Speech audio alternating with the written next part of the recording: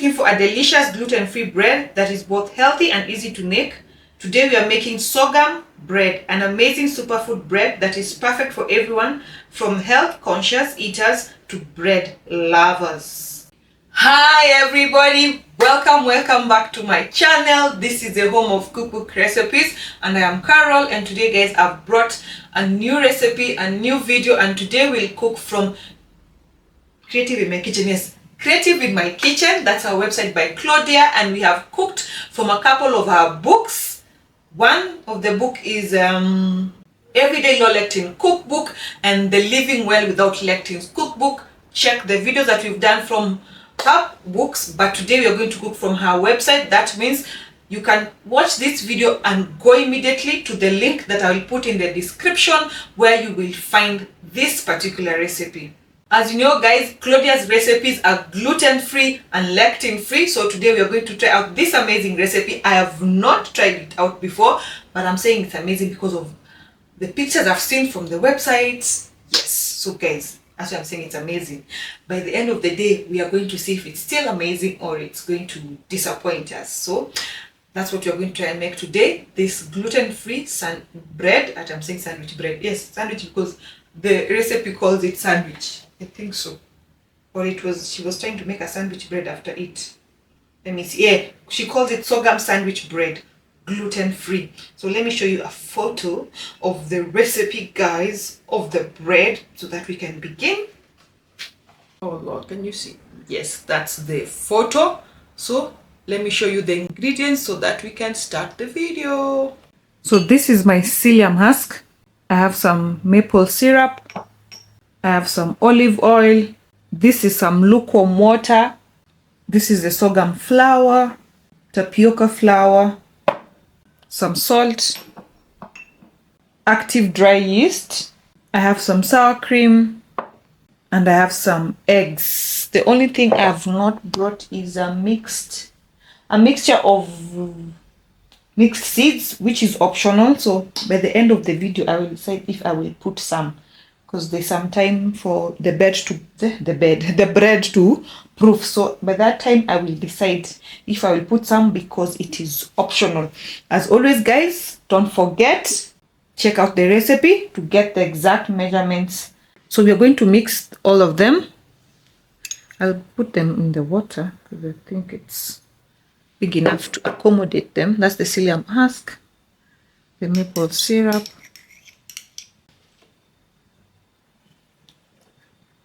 the olive oil. So we let it sit for a few minutes, then we continue. So we'll put this aside and then we work with the wet ingredients. No, not with the wet, with the dry. This is the wet already. So this is the sorghum flour, the tapioca flour, salt, the yeast. So we are going to mix our wet and our dry. There is the psyllium husk mixture. The recipe says that we mix with our hands for 5 minutes until we achieve a homogeneous dough.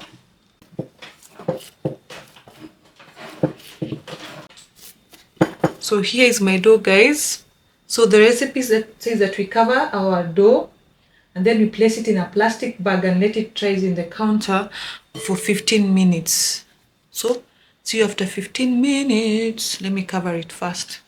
So we are covering the bowl that has the dough and then we place it in a plastic bag. And that's what the recipe is, and let it rest in the counter for 15 minutes. Oh Lord. So we put the bowl in a plastic bag. I don't know if I have a plastic bag because in Kenya we don't use plastic bags. They were banned. So let me see what I can do. Like I told you guys, I don't have a plastic bag, so I'll use this bag for rice. I just remove the rice, so I'll put it here and I will use this as a plastic bag.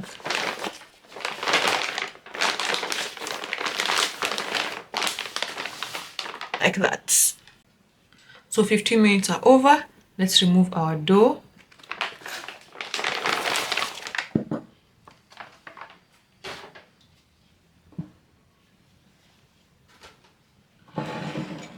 So we are supposed to mix our eggs and our sour cream.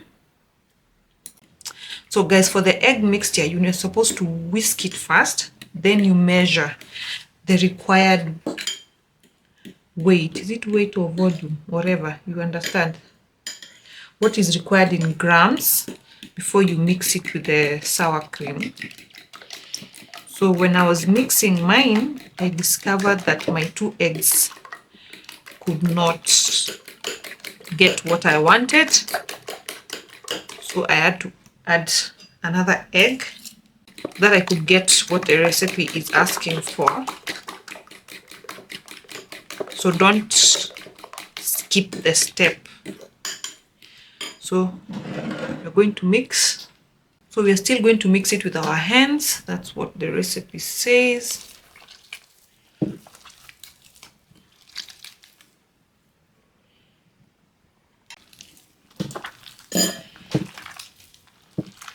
The recipe says that we are going to have a soft dough. You should not worry. Well, the don't worry part is quite necessary, because this is very soft, but we are not worrying. We are not going to worry, guys. We're not going to panic. We're going to follow the instructions. So we'll cover it again the same way for 15 more minutes. Then after that, we're going to go to our final rise.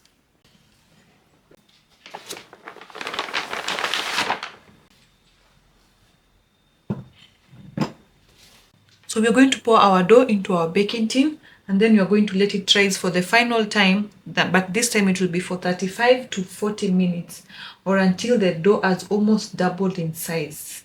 But you need to make sure that you don't overproof it. Let me mix it first.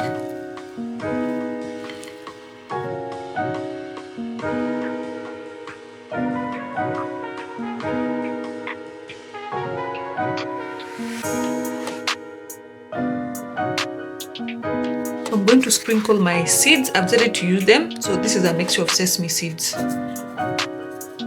Just sesame seeds only. I'm going to sprinkle them on top. Then we cover again. Back to our plastic bag. So see you after how many minutes? 35 to 40 minutes.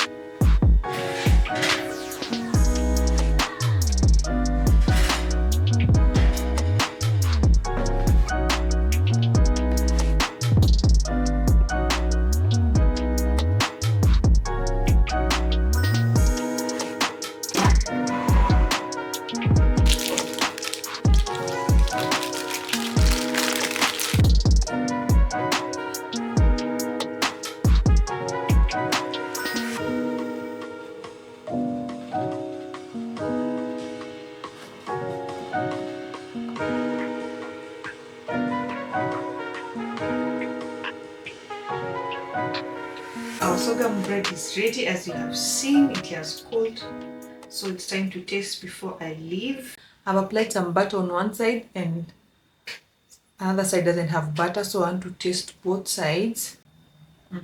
It has the yeast, a bit of the yeast smell. What else? So tasting now.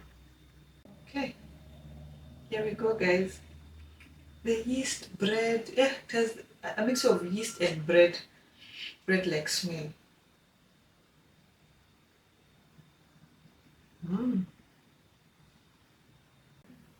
Now the part with the butter. Oh, now, number one, it's very soft and very moist. That's number one. Number two, I feel like mine has the sugar. They have the sugar. The salt is on the higher side. It's a little bit on the higher side, but it's not that I can't eat it. That's the other thing. Apart from that, I regret not putting a lot of the toppings of the mixed seeds, because once you bite into them, the crust is crusting. The crust is crusting, guys. So guys, the crust is crusting, the bread is yummy.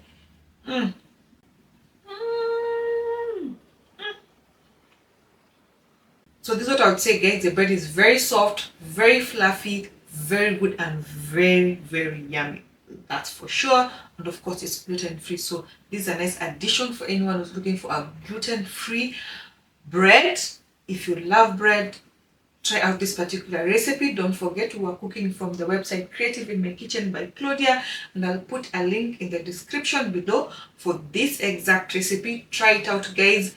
Let me know in the comment section what you think about it. Let me know in the comment section what you would add, what you would change, and the toppings that you would use for this particular bread, or also which other recipe that you've seen in the website that you'd like for me to try it out for you, or even in her books. So that's it for today, guys. See you in the next video. Bye bye and God bless.